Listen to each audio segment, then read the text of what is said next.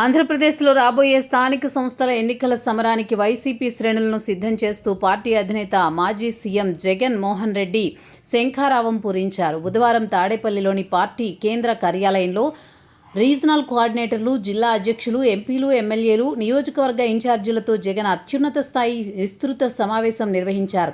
ఈ సందర్భంగా ఎస్ఐఆర్ వ్యూహంపై దిశానిర్దేశం చేస్తూ చంద్రబాబు నేతృత్వంలోని కూటమి 2 ఏళ్ల పాలనపై తిరుగుబాటుకు సరికొత్త యాక్షన్ ప్లాన్ను ప్రకటించారు.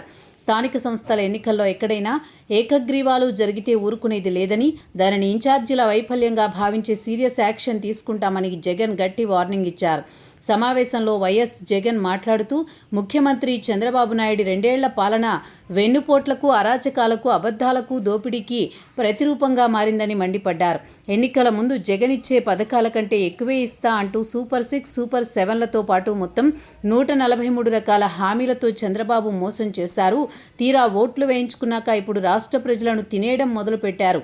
అధికారంలోకి వచ్చి 3 బడ్జెట్లు ప్రవేశపెట్టినా ఆడబిడ్డ నిధి, నిరుద్యోగ భృతి, 50 ఏళ్లకే పెన్షన్ వంటి హామీల ఊసేలేదు.